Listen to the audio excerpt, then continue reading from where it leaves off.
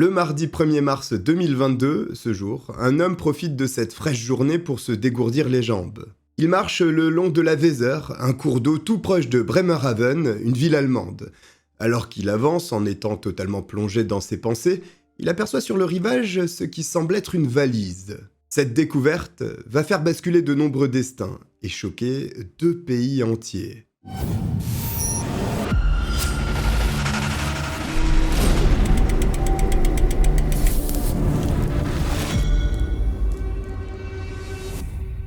Au fond du golfe de Finlande, qui débouche sur la mer Baltique, il y a un port plus imposant que les autres, celui de la 2e plus grande ville de Russie, Saint-Pétersbourg.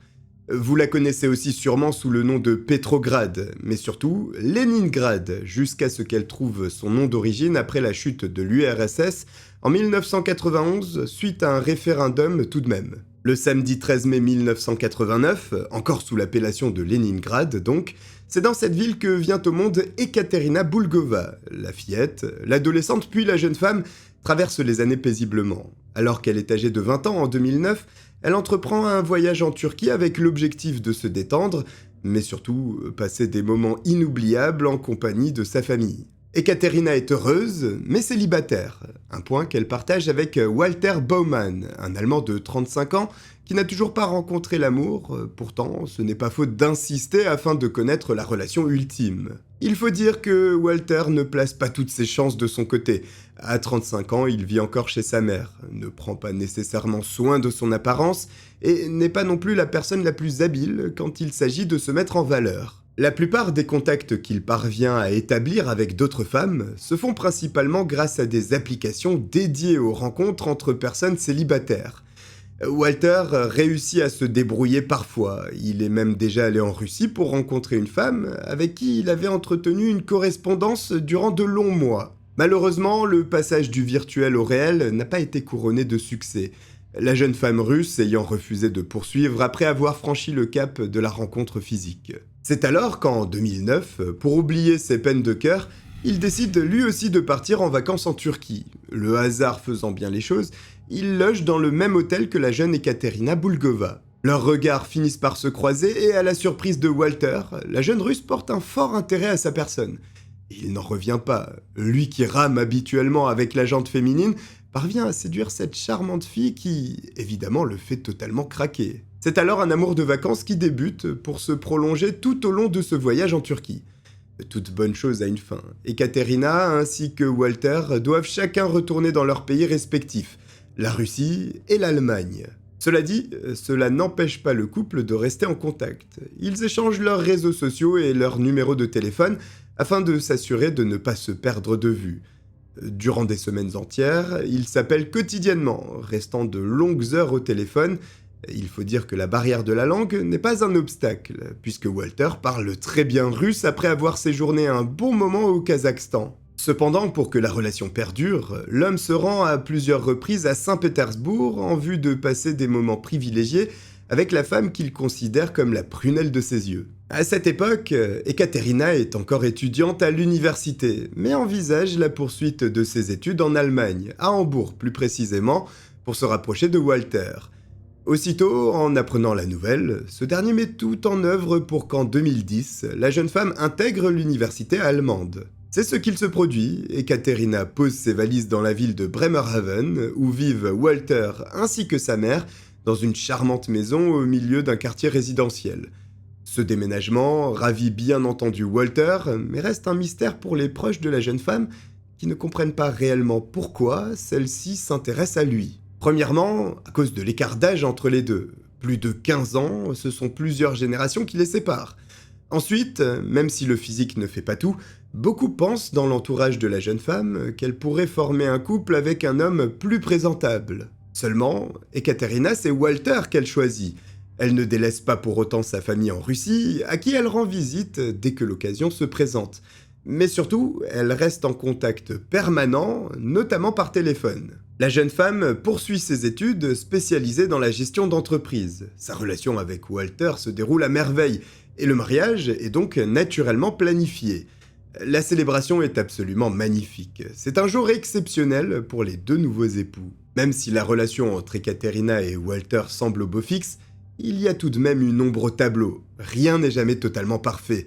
Ce petit accro, c'est la mère de Walter, Ludmila Baumann. Contrairement à son fils, c'est une femme extrêmement dure. Elle est née au Kazakhstan où elle y est restée durant 38 ans avant d'immigrer dans le nord de l'Allemagne, finalement.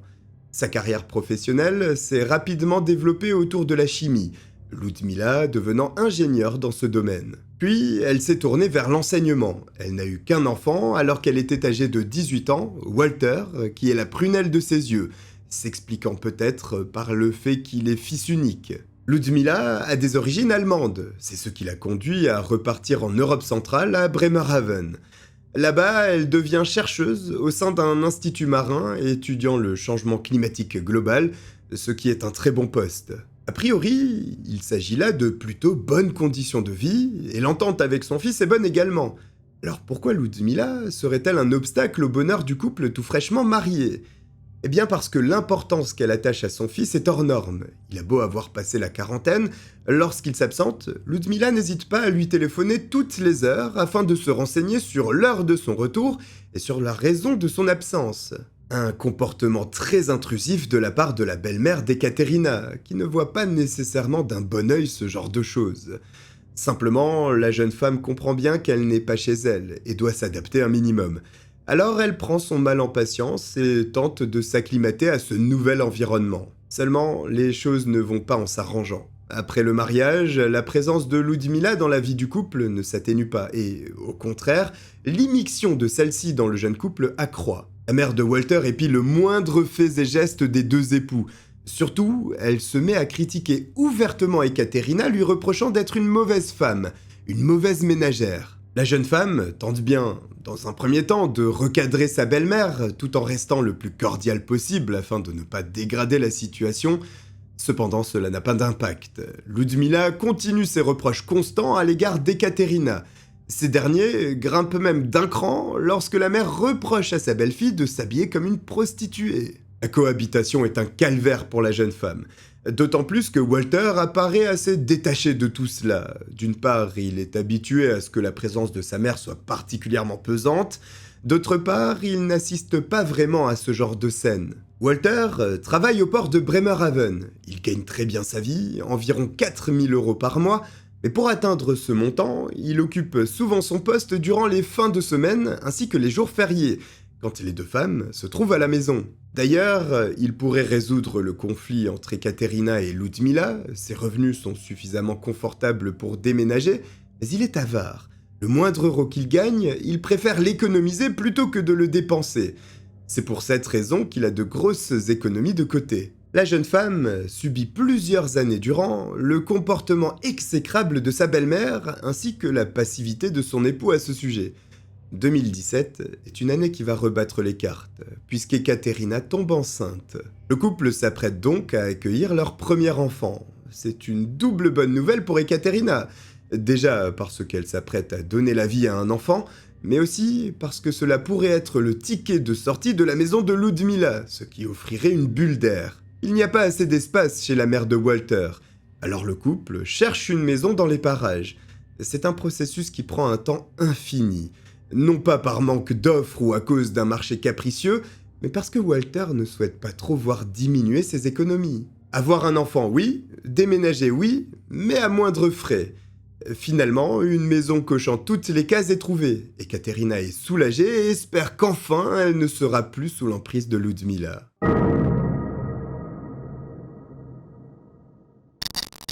Après l'emménagement dans ce nouveau logement, Ekaterina se sent soulagée. L'œil de Ludmila n'est plus posé constamment sur elle, et la future maman pourra se consacrer pleinement à l'éducation de son futur enfant. C'est ce qu'elle aurait aimé. À la place, puisque Walter est parti de la maison familiale, c'est sa mère qui ira chez son fils, au grand désespoir d'Ekaterina, qui ne peut que subir cette présence une nouvelle fois. Oui, parce que Ludmila se sent comme chez elle. La belle-mère passe presque tout son temps chez le couple, signifiant donc que les tensions entre les deux femmes ne redescendent pas. Ce sont dans ces conditions que la petite fille d'Ekaterina et Walter vient au monde. C'est un événement heureux et, là encore, Ekaterina croise les doigts pour que cela attendrisse le cœur de Ludmila. Ceci n'arrivera jamais.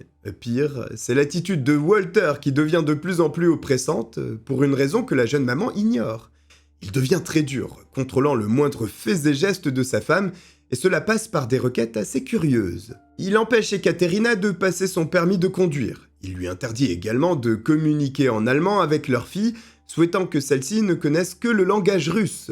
Ce changement radical, Ekaterina ne l'avait pas vu venir, mais à l'évidence, son mari s'est transformé en une personne extrêmement jalouse, possessive, et manifestement avec une volonté de la manipuler.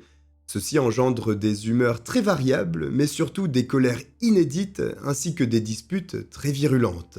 La relation se délite, la tension est de plus en plus présente, au point d'amener Walter à s'en prendre physiquement à sa femme qu'il se met à battre. À la fin de l'année 2019, les forces de l'ordre sont obligées d'intervenir tant la situation s'est dégradée chez les Bowman.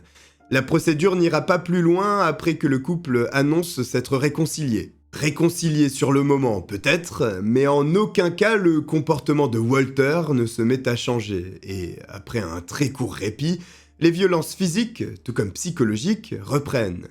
C'est particulièrement dur pour Ekaterina, qui est présente sur deux fronts. Elle doit gérer les attaques de Ludmila et celles de son propre époux. Walter dit ouvertement qu'elle est instable mentalement. Il la surveille en contrôlant régulièrement son téléphone et allant même jusqu'à demander à un informaticien d'introduire un logiciel espion dans l'appareil, mais ce dernier refusera. Ce sont des conditions de vie absolument intolérables. Ekaterina le sait bien, cela n'ira qu'en s'empirant. Alors elle prend les devants et cherche de l'aide auprès d'un centre venant en soutien aux victimes de violences domestiques. La jeune femme quitte donc la maison avec sa fille, ce qui est un choc pour Walter qui supplie son épouse de revenir. Il annonce que cet agissement lui a ouvert les yeux et qu'il changera son comportement pour que cela ne se reproduise plus. Au printemps 2020, Ekaterina accepte de revenir à la maison à la condition que les agressions disparaissent de leur relation. Pourtant, les disputes restent régulières, mais Walter, à chaque fois qu'il se sent en tort, essaye de réparer le mal qu'il a causé en offrant des cadeaux. Ce ne sont que des apparences. Le père devient même hyper contrôlant à l'égard de sa fille également. Lorsqu'il se trouve à la maison, il souhaite qu'elle soit toujours présente sous ses yeux. À l'extérieur de même, la fillette est âgée de 3 ans désormais, simplement elle ne peut pas bouger sans être main dans la main avec Walter. Il développe réellement une obsession pour son enfant, allant jusqu'à réduire de moitié son temps de travail afin d'être le plus présent possible. Dorénavant, c'est lui qui l'amène au jardin d'enfants et qui la cherche. Il prépare ses plats et la fillette dort dans la chambre des parents. De prime abord, on pourrait penser qu'il s'agit d'un père surprotecteur. La réalité est tout autre. Il craint qu'Ekaterina puisse le priver de son enfant. Elle est déjà partie une fois, une chose qu'il n'aurait jamais envisagée. Alors pourquoi ne pourrait-elle pas recommencer? D'ailleurs, pour chaque voyage d'Ekaterina et leur enfant en Russie, Walter les accompagne, craignant que son épouse ne revienne jamais en Allemagne et tente de lui retirer la garde. C'est une lubie, mais il est persuadé que cela pourrait se produire. Sa femme n'est pas naïve. Elle sait bien que ses intentions visent à la suivre pour l'empêcher de fuir en prétendant être un père aimant, ce qui a pour conséquence de faire naître l'idée du divorce dans l'esprit d'Ekaterina. Cette pensée sera renforcée par les agissements de Walter, qui confisque les documents de son épouse lui permettant de voyager. Il rapatrie tous les papiers chez sa mère avec toujours la même crainte, celle que sa femme quitte l'Allemagne en secret avec sa fille. À ce stade, la seule raison pour laquelle Ekaterina reste dans la maison avec son époux, c'est pour le bien-être de sa fille. Mais les sentiments à l'égard de son mari se sont totalement érodés, au point qu'ils ont totalement disparu à présent. Les disputes s'enchaînent, mais il y en a une plus grave que les autres. Devant le jardin d'enfants, une altercation éclate entre Ekaterina et Walter. C'est si choquant que le personnel éducatif du jardin appelle les services d'aide à la jeunesse. Suite à ce signalement, le couple est accompagné 6 semaines durant par un conseiller en crise familiale qui doit tenter de remettre sur le droit chemin les parents, mais surtout veiller au bien-être de l'enfant se trouvant entre deux feux. Au bout de ces 6 semaines, le résultat de l'évaluation tombe. Il est trop dangereux pour l'enfant de continuer à évoluer dans cet environnement particulièrement nocif. Il est recommandé que pour une durée déterminée, la fille d'Ekaterina et Walter soit placée en famille d'accueil. En août 2021, après une énième confrontation violente, Ekaterina se rend à nouveau à un centre pour les victimes de violences domestiques avec sa fille et accepte qu'elle soit placée en famille d'accueil le temps que tous ses problèmes se tassent. Seulement, pour qu'une telle chose puisse se produire sans l'intervention d'un juge, il faut l'accord des deux parents. Or, Walter ainsi que sa mère Ludmila s'opposent fermement à ce que la fillette de 5 ans soit changée de famille. Ekaterina ne souhaite pas pour autant retourner à la maison. Elle réside alors quelques semaines au sein du foyer, lui offrant une distance avec son époux violent, mais les contraintes sont trop nombreuses. Le foyer est assez distant de l'école maternelle, Ekaterina ne possédant pas le permis, puisque cela lui a été interdit par Walter, elle éprouve de grandes difficultés pour amener et chercher sa fille à l'école. De plus, les autres femmes battues au sein du foyer ne semblent pas très accueillantes avec la jeune Russe, qui finit par accepter de revenir à la maison avec son époux. Ce retour est conditionné par 2 chambres séparées dans lesquelles chacun dormira, et l'engagement d'une procédure de divorce. Ekaterina n'a pas l'intention de se laisser faire, et Walter accepte les requêtes de sa future ex-épouse.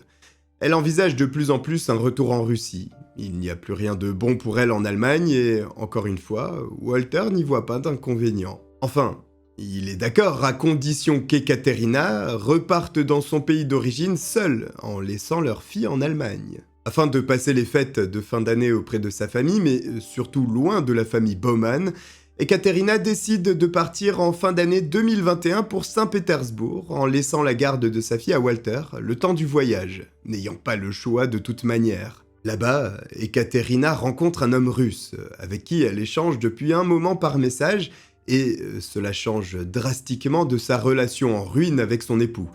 D'ailleurs, à son retour en Allemagne au cours du mois de janvier 2022, la jeune femme continue de discuter avec cet homme, agréable, et qui lui change les idées. Seulement, au fil des semaines, alors que l'homme pensait être en bon terme avec Ekaterina, celle-ci cesse brusquement de lui répondre.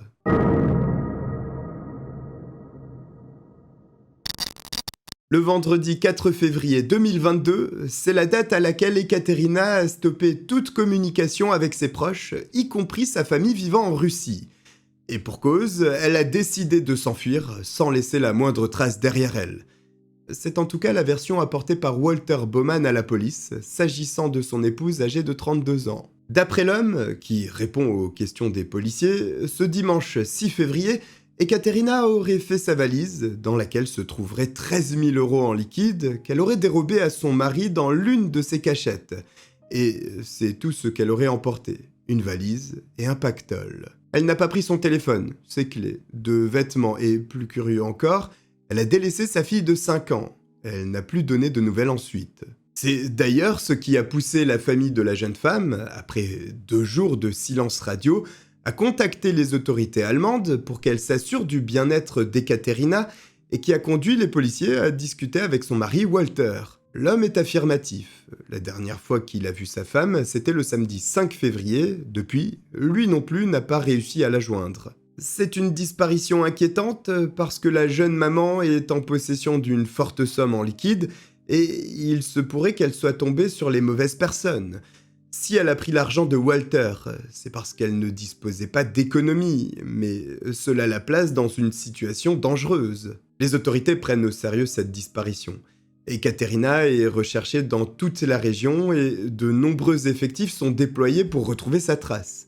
Des battues sont organisées, des équipes cynophiles sillonnent les rues ainsi que les bois alentours, et des centaines, voire des milliers d'affiches sont placardées et distribuées. Mais alors que tout le monde met le pied à l'étrier afin de localiser la jeune femme, y compris des bénévoles qui ne la connaissent pas directement, celui qui devrait être le plus impliqué dans ces recherches est en réalité celui qui s'en désintéresse le plus, Walter Baumann. Tandis que les forces de l'ordre fouillent le moindre recoin de Bremerhaven, lui entreprend des travaux de rénovation dans sa maison, ce qui attise forcément la curiosité des policiers. Certes, le couple est en très mauvais termes, cela reste cependant la mère de sa fille. Et puis, Walter est très attaché à l'argent. Si la disparition d'Ekaterina ne lui fait ni chaud ni froid, les 13 000 € en liquide qu'elle lui aurait volés devraient le tenter à s'impliquer dans les recherches. 4 jours après la disparition de la jeune femme, les policiers qui n'ont toujours aucune idée de l'endroit où elle pourrait se trouver se tournent désormais vers la maison du couple et décident de fouiller le domicile pour y déceler un indice qui pourrait débloquer l'affaire éventuellement. Quand la fouille démarre dans la maison, la première chose que remarquent les enquêteurs, c'est la fin des travaux de rénovation. L'époux vient de repeindre l'une des chambres et a acheté un nouveau canapé. En se renseignant, les policiers découvrent qu'il a également acheté un grand nombre de produits de nettoyage dans un magasin de bricolage du coin. Jusque-là, ce n'est pas incohérent avec les travaux de rénovation dans lesquels il s'est lancé. Ce qui est beaucoup plus étrange, c'est que la maison est équipée d'un système de vidéosurveillance. Les caméras pourraient donc renseigner précisément l'heure à laquelle Ekaterina est partie, avec quel type de valise, des éléments intéressants. Sauf qu'étonnamment, les bandes ont récemment été effacées. L'époux devient suspect. Les policiers passent des heures entières à observer le moindre centimètre carré de la demeure, faisant même intervenir un chien détecteur de cadavres, mais il n'y a rien. Le garage est aussi passé au peigne fin, mais les résultats ne sont pas concluants non plus. La voiture de Walter est contrôlée. Elle est remplie de détritus, mais un couteau ainsi qu'un taser y sont découverts et saisis par les policiers. Il n'y a pas de preuves démontrant l'implication du mari dans la disparition soudaine de sa femme. Pourtant, les enquêteurs ont du mal à détacher leur attention de celui-ci qu'ils considèrent comme un suspect. D'une part, à cause du désintérêt dont il fait preuve vis-à-vis de cette affaire, rappelons que c'est l'inquiétude de la famille d'Ekaterina qui a déclenché les recherches. D'autre part, il semble se concentrer sur la garde de sa fille dans le cas où sa femme ne reviendrait pas. Une attitude qui ne fait qu'élever les soupçons des policiers, qui ne peuvent intervenir néanmoins, faute de preuves. Simplement, les recherches n'aboutissent pas et il est inconcevable qu'une jeune femme disparaisse ainsi, en laissant absolument tout derrière elle. Mais il n'y a rien. Aucune piste, nulle part, mais cette affaire commence à faire du bruit. 2 semaines après la disparition de la jeune femme, ce sont toujours près de 400 bénévoles qui s'investissent durant de longues heures pour la localiser. L'affaire est médiatisée, tenant en haleine tout le pays, mais aussi toute la Russie puisque l'information a traversé la frontière. C'est une bonne chose pour la famille d'Ekaterina puisque grâce à ce coup de main médiatique, cela empêche que l'enquête ne tombe aux oubliettes en maintenant une certaine pression sur les autorités allemandes. Le mardi 1er mars 2022, 25 jours se sont écoulés depuis la disparition d'Ekaterina. Ce jour, un homme se promène le long de la Weser, un cours d'eau à proximité de Bremerhaven. Alors qu'il marche tranquillement, il découvre sur le rivage un objet échoué qui ressemble à une valise. En s'approchant, il remarque qu'effectivement c'est bien une valise reposant au sol. Curieux, et pour tenter de la rapporter à son propriétaire, il l'ouvre. À l'intérieur, ce n'est pas à quoi il s'attendait. Il n'y a pas de vêtements ou ce genre de choses, mais des sacs poubelles. Il pense alors que quelqu'un vient de se débarrasser d'une portée de chatons ou de chiots, mais c'est bien pire que cela. Dans les sacs se trouvent des morceaux humains découpés. Horrifiée, la police est immédiatement contactée. Un cadavre a bien été placé dans cette valise, mais il semble que la dépouille ne soit pas entière. Quoi qu'il en soit, après analyse, les craintes se confirment. Il s'agit bien du corps d'Ekaterina Baumann, âgée d'à peine 32 ans. Évidemment, l'enquête bascule en une investigation pour meurtre désormais, et il faut retrouver le coupable.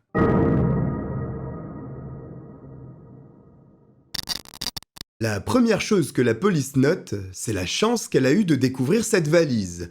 Parce que visiblement, le tueur savait ce qu'il faisait quand il s'en est débarrassé dans la Weser, puisque cette rivière se jette dans la mer du Nord. Si la valise l'avait atteint, personne n'aurait jamais plus entendu parler d'Ekaterina Baumann. Mais ce n'est pas le cas, et la police va pouvoir démultiplier les moyens pour résoudre cette enquête. Bien sûr, c'est un choc pour la famille de la jeune femme en Russie, et sa mort tragique fait la une des journaux télévisés. Walter Baumann est placé en garde à vue, étant suspecté du meurtre de sa femme, ce qui est logique dans la mesure où il est le dernier à l'avoir aperçue vivante ce samedi 5 février 2022. Cela n'empêche que les policiers n'ont toujours rien contre lui.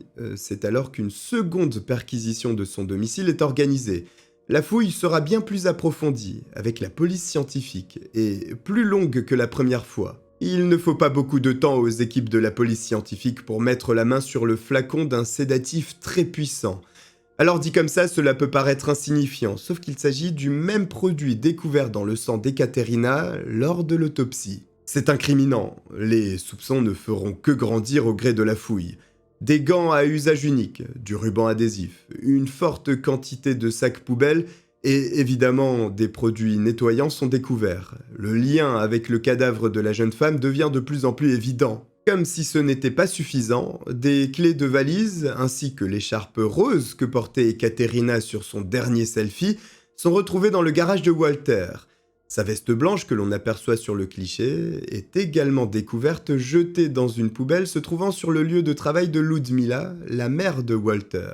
Un autre point intriguant est la disparition de la quasi-totalité des objets personnels d'Ekaterina, comme si l'époux savait qu'elle ne reviendrait jamais. Tous ces éléments permettent de placer en détention provisoire Walter Baumann pour le meurtre de sa femme. La vérité finit par éclater. Le dernier jour sur Terre d'Ekaterina ne fut pas le samedi 5 février comme l'avait annoncé l'époux, mais la veille, le vendredi 4. À 16h30, Ekaterina est sortie de la maison durant 10 minutes. Elle a été capturée par les caméras de vidéosurveillance du voisinage. Le soir, la famille a dîné. Au menu, il y avait du thon, de la purée, des olives et du vin. C'est ce qu'a annoncé Walter aux policiers. Le téléphone d'Ekaterina est resté allumé jusqu'à 19h41. Après, il n'y a plus de traces sur le réseau de son téléphone. Et à 20h25, elle a passé un appel vidéo depuis son ordinateur à son nouvel amant russe, à qui elle a annoncé qu'elle devait coucher son enfant avant de le rappeler. Sauf que cela ne s'est jamais produit. Alors le jeune homme russe a envoyé un message de bonne nuit à Ekaterina, mais cette dernière n'a jamais lu ce message d'après les experts de la police. Grâce à l'autopsie, le médecin légiste est capable de situer l'heure du décès d'Ekaterina à 2 heures après le dîner grâce aux informations que Walter a dévoilées à propos du menu du soir. En analysant l'estomac de la jeune femme, la digestion s'est arrêtée environ 2 heures après avoir ingéré les aliments. Le médecin légiste avait repéré des traces de sédatifs dans le sang de la victime ainsi que de l'alcool. La cause du décès est aussi détectée par le scientifique, puisqu'il est certain, après l'autopsie, qu'Ekaterina a été asphyxiée suite à un étranglement. Le démembrement des parties du corps de la jeune femme a été réalisé à l'aide d'outils particulièrement tranchants si l'on se réfère aux coupures qui ont été pratiquées. Le lendemain matin, le samedi 5 février, Walter est filmé par les caméras de surveillance du voisinage allant à sa voiture brièvement à 7h22. À 10h20, en revanche, il grimpe dedans et ne revient qu'à 16h49. Afin d'apporter du crédit à sa version, selon laquelle sa femme aurait disparu, Walter téléphone à plusieurs reprises à Ekaterina, lui envoyant également plusieurs messages pour savoir où elle pouvait bien se trouver. En consultant les relevés téléphoniques de leurs suspects, les enquêteurs découvrent qu'il communique énormément avec sa mère Ludmila jusqu'au vendredi 4 février, où s'installe un étrange silence entre la mère et son fils, ce qui est inhabituel et intriguant. Mi-février, Walter s'est rendu chez un concessionnaire automobile pour que sa voiture soit nettoyée avec minutie, et visiblement c'était la première fois qu'il passait une telle commande. Avec ces éléments, les policiers n'ont plus aucun doute sur la culpabilité de Walter Baumann dans le meurtre de sa femme Ekaterina. Voici comment tout se serait déroulé. Walter a glissé le puissant sédatif dans le verre de vin d'Ekaterina, puis a patienté jusqu'à ce qu'il fasse effet et qu'elle s'endorme. Une fois assoupie, il en a profité pour l'étrangler, si brutalement qu'il lui a brisé les vertèbres. Ce geste a été motivé par la crainte de Walter de perdre sa fille, sa femme ayant déjà quitté à 2 reprises le domicile, envisageant de retourner en Russie et ayant lancé une procédure de divorce qui aurait certainement coûté la garde à celui-ci. C'était hors de question, c'est pourquoi il a prémédité ce meurtre.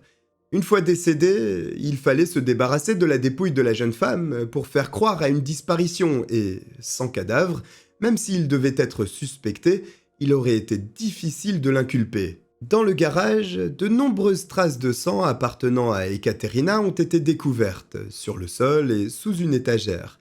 Malgré le nettoyage méticuleux de la voiture, du sang de la victime en infime quantité a été prélevé dans le coffre du véhicule du suspect. C'est donc dans le garage que le démembrement a eu lieu. Mais avant de découper le cadavre, Walter s'est assuré que sa femme était définitivement morte en électrocutant sa dépouille plusieurs fois à l'aide du taser.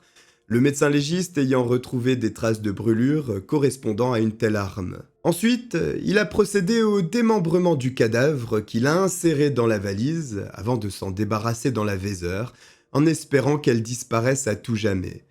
Simplement, cela n'a pas été le cas. C'est ce qui le conduit devant un tribunal au cours du mois d'août 2022. Notez que Ludmila, la mère de Walter, a participé au démembrement mais aussi au nettoyage de la maison avec son fils.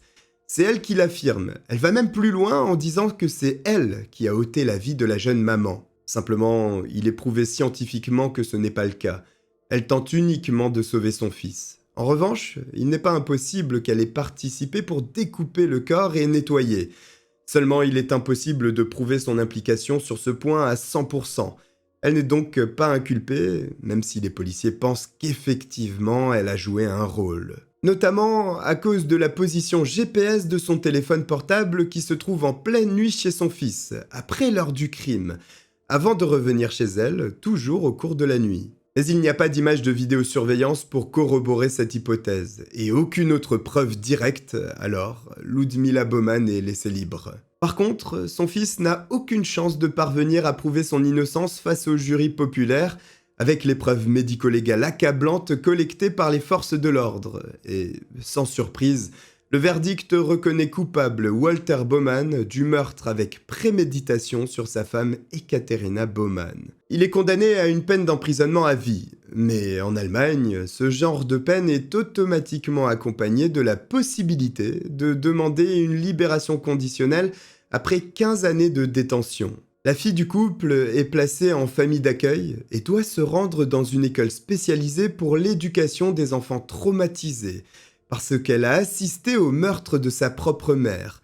L'étranglement s'est joué juste sous ses yeux, ce qui est absolument horrible. C'est une histoire très triste, où finalement tout se termine mal. Certes, il y a eu une condamnation, mais un futur difficile pour la fillette de ce couple. Si vous êtes arrivé jusqu'au bout de cette affaire, écrivez Allemagne en commentaire que je repère les vrais de vrais. J'espère que vous avez apprécié que je vous raconte cette histoire. N'hésitez pas à vous abonner, je vous remercie de m'avoir regardé et je vous dis à très vite. Bye.